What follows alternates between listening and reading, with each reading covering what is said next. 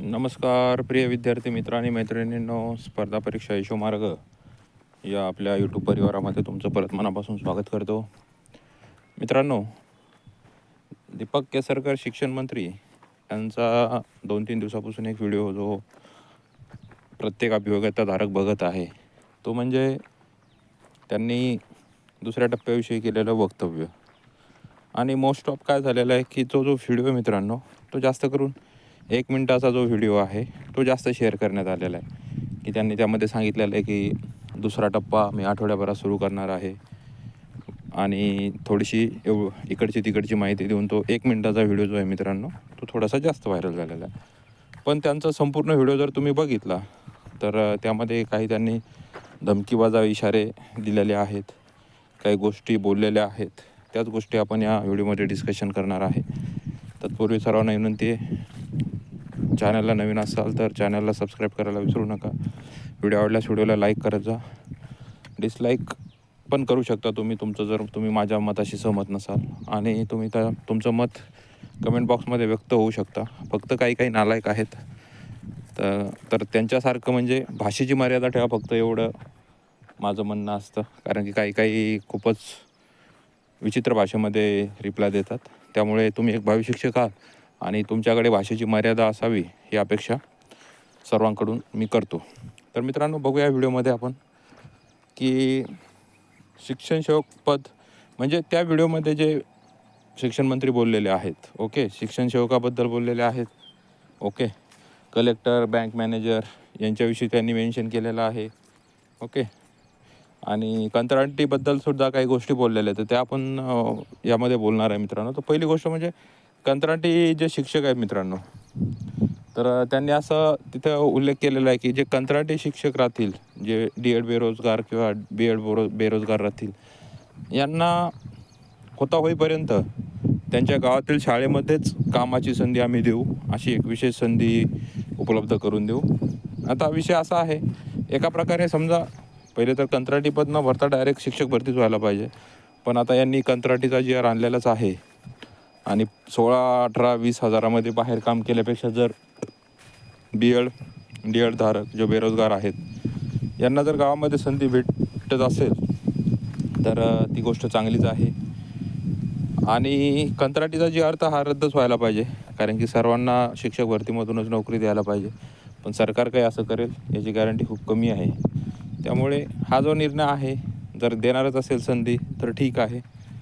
आणि दुसरं, शिक्षण सेवक पदाबद्दल त्यांनी एक वक्तव्य केलेलं आहे. एक वक्तव्य म्हणल्यापेक्षा कुठेतरी धमकीच दिलेली आहे की ते म्हणतात की आता जे शिक्षण सेवक पदावर रुजू झालेले आहेत की यांचं आता नवीनच म्हणजे एक सुरू आहे की शिक्षण सेवक पद रद्द करा. तर शिक्षकांनी या कोणत्याही गोष्टीमध्ये भानगडीमध्ये न पडता यांनी विद्यार्थ्यांचं शालेय शिक्षणाचं जे नुकसान आहे हे होऊ नये, याच्यासाठी जास्तीत जास्त कार्य करावं, असं त्यांनी बोललेलं आहे मित्रांनो.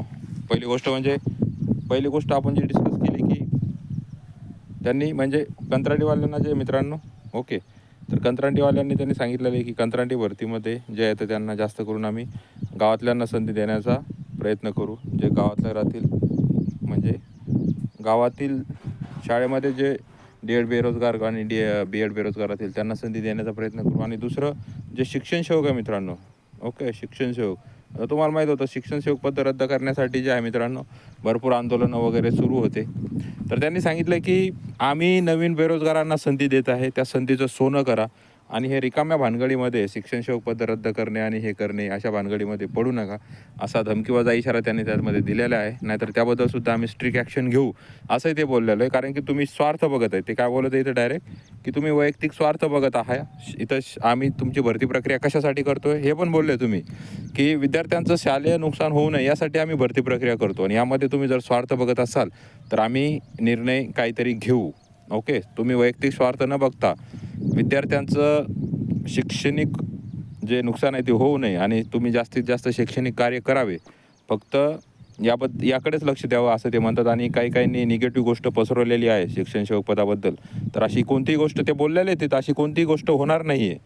तुम्ही एकदा व्हिडिओ पूर्ण बघा. तो व्हिडिओ मी इथे टाकणार नाही मित्रांनो, कारण की कॉपीराईटचं वगैरे उल्लंघन होऊ शकतं, त्यामुळे तो मी व्हिडिओ इथं अपलोड करणार नाही. पण त्यांनी त्या व्हिडिओमध्ये स्पष्ट बोललेलं आहे की शिक्षण सेवक पद ह्या रिकाम्या गोष्टीमध्ये न पडता शालेय शिक्षण विद्यार्थ्यांचं पूर्ण कसं कंप्लीट करता येईल, त्यांच्याबद्दल तुमचं कार्य राहू द्या, बाकी स्वतःचा स्वार्थ बघू नका, असं क्लिअर त्यांनी मेन्शन केलेलं. आणि शिक्षण सेवक पदाबद्दल काही होणार नाही असं पण त्यामध्ये त्यांनी स्पष्ट उल्लेख केलेला आहे. त्यामुळे शिक्षण सेवक पद रद्द होईल सध्या तरी असं चान्सेस खूप कमी आहेत. आता ही निगेटिव्ह गोष्ट नाही आहे, काही इथं पण ज्यांचा दिमाग कुठं दुसरीकडेच असतो ते परत म्हणतील की निगेटिव्ह गोष्ट आहे. निगेटिव्ह गोष्ट नाही मित्रांनो. तुम्ही एक विचार करू शकता, पहिले शिक्षकांना मानधन 5,000, 6,000, 7,000 असं शिक्षण सेवकाला मानधन होतं. आता ते 16,000, 18,000 आणि 20,000 झालं. ओके, आता एवढं वाढलेलं आहे. आता मला सांगा, जर यांना शिक्षण सेवक पद रद्द करायचं होतं तर 1-2 वर्षापूर्वी यांनी सेवकाचं जे आहे मित्रांनो, शिक्षण सेवकाचं हे मानधन वाढवलं असतं का? यांनी मानधन वाढवण्याच्या फंद्यामध्ये पडलेच नसते ना. डायरेक्ट हे का बोलले असते की नाही, आम्हाला आता एक ऐतिहासिक निर्णय घ्यायचा आहे आणि आम्ही शिक्षण सेवक जे आहे मित्रांनो हे पद रद्द करेल, बरोबर. पण त्यांना तसं करायचंच नव्हतं. आता शिक्षण सेवक जे आहे मित्रांनो हे फ्युचरमध्ये हे काही आयुष्यभरासाठी राहणार नाही मित्रांनो. ओके, कारण की जे आता नवीन शिक्षण जे धोरण आलेलं आहे मित्रांनो, त्यामध्ये शिक्षण सेवक हे पद वगैरे अशा काही गोष्टी नाही आहेत. त्यामुळं भविष्यामध्ये शिक्षण सेवक पद रद्द होणारच आहे, त्याबद्दल नाही. पण आता लगेच शिक्षण सेवक पद रद्द होईल असे कोणी स्वप्न बघू नका. आणि काय होतं मित्रांनो, ह्या गोष्टीमुळे डायव्हर्जन होतं. बघा, सर्व विद्यार्थी काय करतात, सेकंड राऊंडच्या याच्यासाठी मेहनत करतात आणि मधातच कोणी म्हणतं शिक्षण सेवक पद रद्द करण्यासाठी. बघा, ज्यांना आता नवीन नोकरी लागली, आतापर्यंत त्यांना नोकरी नव्हती, तर ते काय करत होते की भरती करा, बरोबर. आता ते भरती झालेत की आता त्यांचा स्वार्थ काय झाला की आता शिक्षण सेवक पद रद्द करा. त्यांना बाकीचे भरती व्हायचे बाकी आहेत का काय, त्याच्याहून काही घेणं देणं नाही. आणि हे रियालिटी आहे मित्रांनो, बरोबर का. आता जे शिक्षक लागण्यासाठी तरसत होते आत्तापर्यंत, त्यांची शिक्षक भरतीमध्ये निवड झाल्यानंतर आता शिक्षण सेवक पद रद्द करण्यासाठी आंदोलनाने ह्या गोष्टी होत्या मित्रांनो. आणि जे आता बाकीचे आहेत बिचारे, जे सेकंड राऊंडसाठी वेट करत आहे, म्हणजे विरोधाभास बघा किती, आपण आपल्यासोबतच नाही आहे. त्यामुळे मित्रांनो, शिक्षण सेवक याच्यापेक्षा पण शिक्षक भरती होणं महत्त्वाची आहे. शिक्षण सेवक भविष्यात कधी ना कधी बिना आंदोलनाचं पण ते त्यांना, आता बघा, तुम्ही आंदोलन केलं होतं का मानधन वाढवण्यासाठी? नाही केलं ना. त्यांनी स्वतःवरून मानधन वाढवून दिलं, 16,000, 18,000, 20,000. हां, काय निवेदनं देण्यात आले होते की बाबा चला आता शिक्षण सेवकाचं मानधन वाढलं पाहिजे, तेवढ्या तुटपुंज्या याच्यामध्ये होत नाही. मी मान्य करतो या गोष्टी की एवढ्या कमी याच्यामध्ये आजच्या महागाईच्या जमान्यामध्ये आज म्हणजे हे बाहेर राहून करणं म्हणजे थोडंसं कठीण जातं. गावातल्या गावात ठीक आहे, पण बाहेर ॲडजस्ट नाही होत की रूम भाडं, खाणं पिणं सगळ्या गोष्टी मित्रांनो. पण त्यामुळे डायव्हर्जन न होता शिक्षण सेवक हे पद भविष्यात कधी रद्द व्हायचं ते होईल, पण सध्या शिक्षक भरती होणं महत्त्वाचं आहे. आणि त्यांनी तिथं धमकीवाजा इशारा दिला की ते म्हणतात की आमचे जे शिक्षक आहेत यांना जवळपास बँक मॅनेजरच्या बरोबरीची पगार असते, जे ज्युनियर कॉलेजचे शिक्षक असतात यांना कलेक्टरच्या बरोबरीनं पगार असते. मग एवढ्या पगारी असताना यांचे जर असे नाटक असतील तर कोणतीही गोष्ट म्हणजे आम्ही खपून घेणार नाही आणि त्याबद्दल स्ट्रिक्ट ॲक्शन घेऊ, असा धमकीवाजा इशारा त्यांनी स्पष्ट दिलेला आहे. त्यामुळे आता ह्या गोष्टीमध्ये फंद्यात न पडता मित्रांनो, तुम्ही जे नवीन भरती झालेले असतात तर आपले काम करा. आपण भरती झालेलो आहेत, जे आता सध्या बेरोजगार आहेत त्यांची कंडिशन तुम्ही बघा, खूप विचित्र कंडिशन असते. त्यामुळे जास्तीत जास्त शैक्षणिक कार्य आपल्या दृष्टीने चांगले होतील हे प्रयत्न करा. आणि कोणत्याही आमिषाला बळी न पडता, कोणत्याही याच्यामध्ये म्हणजे काय म्हणतात, भविष्यामध्ये तुम्हाला कोणती अडचण होईल अशा गोष्टी न करता जे आपलं कार्य आहे ते कार्य करत राहा. नक्कीच तुमच्या चांगल्या कार्याचा कुठे ना कुठेतरी उपयोग होईल मित्रांनो. ओके, तर तुम्ही तो व्हिडिओ बघू शकता.